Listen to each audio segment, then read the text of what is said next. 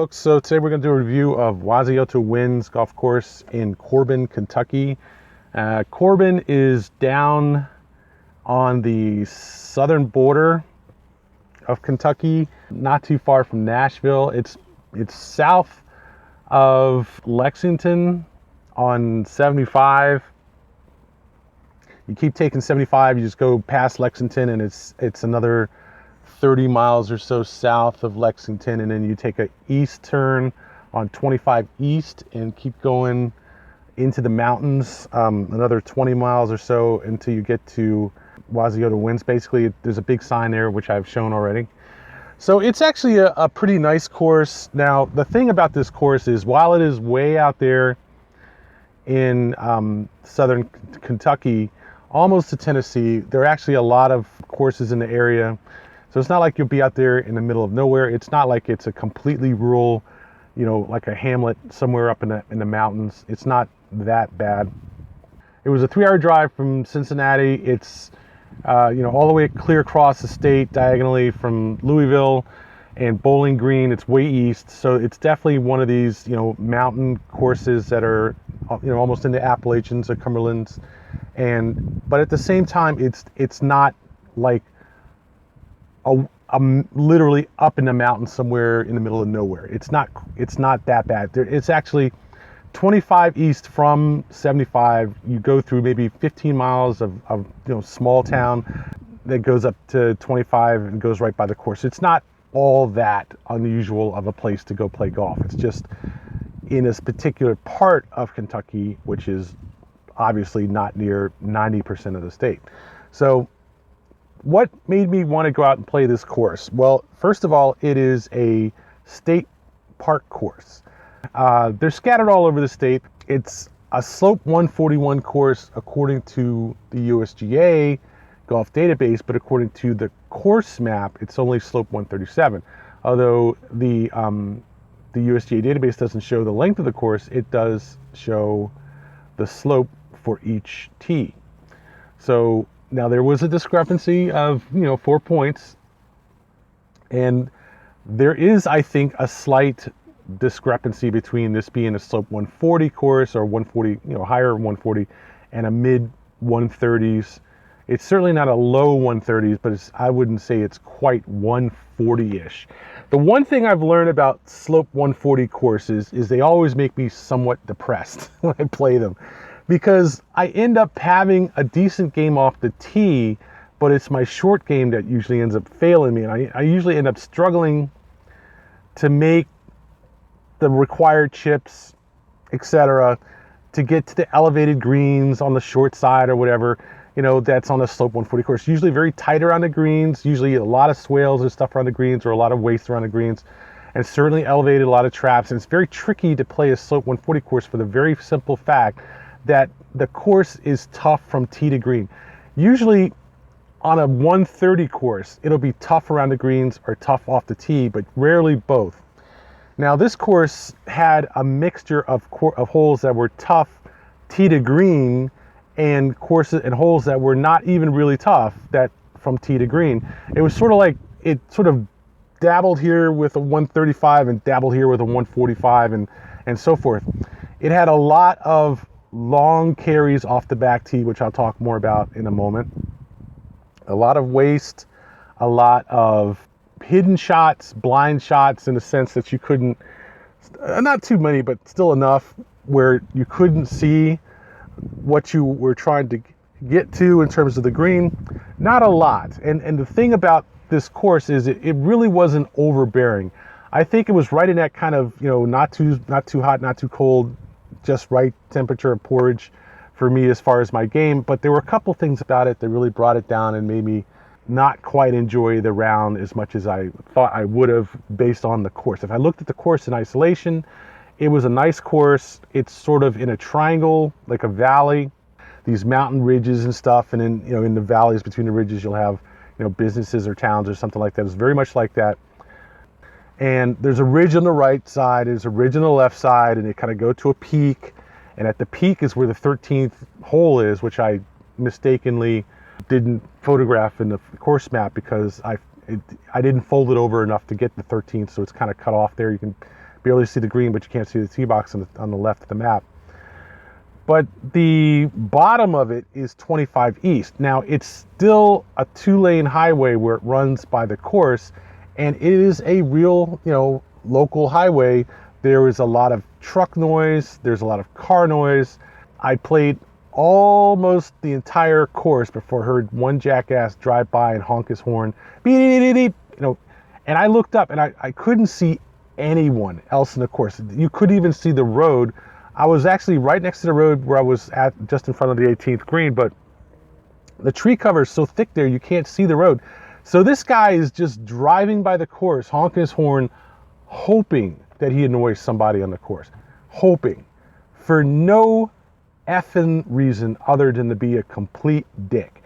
And it just kills me that people do this. They're so intent on being assholes, they have to drive by a course and honk their horn just to annoy the fucking people on the course. Sort of took the air out of the round right there.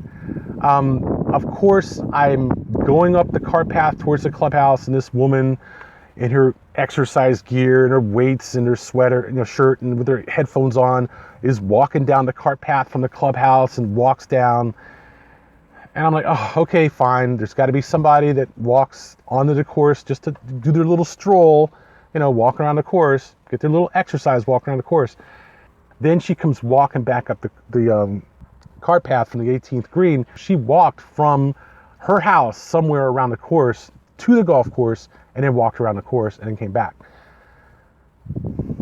That kind of shit just burns me. It just really burns me that people do that kind of shit. Just walk onto a course where you're paying $40-$50 to play the course, and because they're not playing the course, think it's okay for them to just go walk around the course. So that was what happened at the end of the round, okay? I'm like on the 18th green, I'm at the clubhouse, I'm off the course, and this crap happens. But before that, be that as it may, okay? I actually had a decent time playing the course. It's not the most intriguing course out there. Most of the course is flat as a board. There are some exceptions. The 12th hole is elevated, certainly. 12th tee box is definitely elevated. It is definitely a good challenging hole, sort of a crescent left, which is one reason why I went back and played it again. First time I got jammed up with some people who decided they were going to start the back side on the 10th, and I got jammed up with them. And the second time I went to play it, there were some people who were actually playing their normal backside, and I came out to the exact moment they came off the green for number 11, and we all went up to the 12th tee, so I had to wait for them. But that's fine. The bottom line, essentially, is the course is a good, challenging course, but it's flat. It's a very big course in the sense that you can look out over almost the entire course from anywhere on the course, except maybe the 18th, which is in this little nook off around the sides of one of the ridges behind the course, and the 12th, which you can't see anything from the 12th until you get down to the green. So, well, actually you can. From the 12th tee box is a really nice view of a good section of the course, from like the top of a 100-foot hill. I almost took a picture there, but decided not to, because it's just too disconcerting to take pictures, vistas, and stuff from different parts of the course. It just is disconcerting, in my opinion, to throw those pictures in. Even if they're nice looking, it's something you see when you go to the course, and it's a bonus. So I don't like to just ruin it by putting it in my videos. So anyway, let's just say that it is a fun course to play. Some of the holes are a little mundane, but from the back tees, you get extra distance, which makes them challenging anyway. A lot of the holes are decent challenges. If you just took them in and of themselves and didn't worry about the rest of the course, they're still decent holes. And some of them are a really good challenge of golf. Either they're long carries off the tee, or the tee shot to the green is a very elevated green, very sloping. The rough is, pretty nasty on some side of the waist is pretty nasty. There's water, or there's, like a cliff. I think number 5 was really a fun hole because there's just this creek running on the left side, and there's a mountain or hill on the right side, and then the green is way back, and you have to go through this narrow chute. It was a really interesting hole. Number 6 was nice. 16, some of the holes were really nice holes. Some of them were pretty straightforward holes.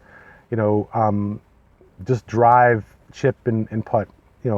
Not bad at all. I think the layout was pretty good. It was certainly worth the trip out there to play it, but I don't know if I would go out there to play it more than once or twice more. I don't think it was that good of a course where I would, be, enticed to go out there and play it more than a couple of times a year, say. But it was fun. It was a good challenge from tee to green.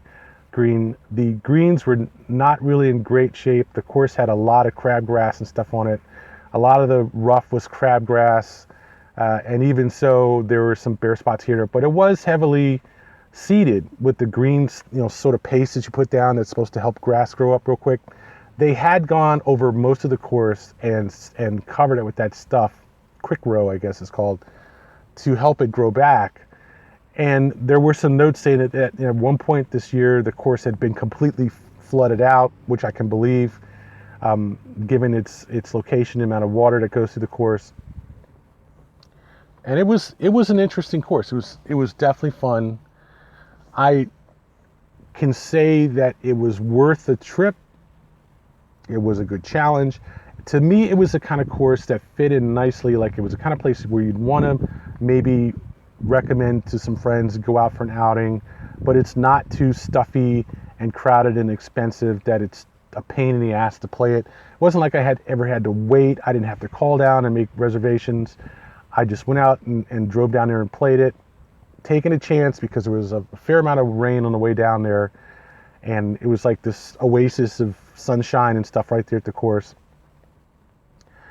And it was good. It was a good outing. I definitely think this is the kind of course that makes me want to go out and try to play different courses. This is exactly that kind of course. It is not the kind of course that makes me want to come back and play it once a month. I think I would not really want to take a chance to do that and go play it more than a couple more times in the rest of my life. But it was fun, and I can wholly recommend the course as an expedition of golf. It definitely could be better. The noise coming off of 25 was really a major factor for a lot of the holes, especially when you're playing down right next to the road. It's a tough course. That is tough because it's got thick rough, long carries, and a lot of elevated greens, a lot of tabletop greens, and a lot of sort of, just knob top greens where the green is not flat, but it's not like at the top of a ball or something, somewhere in between, and a lot of water carries. There were quite a few water carries, quite a few holes like the 18th where there was waste literally right off the green to the left and behind the green. It still deserves a B. I think that is a decent enough grade. I guess in a sense, I feel like I haven't really described the course well. I feel like I haven't really given it its due, but at the same time, there's really just not a whole lot to it. It was a challenging course, but I wouldn't say it was a great course. So definitely a B for this course. That's Wasioto Woods Golf Course in Corbin, Kentucky.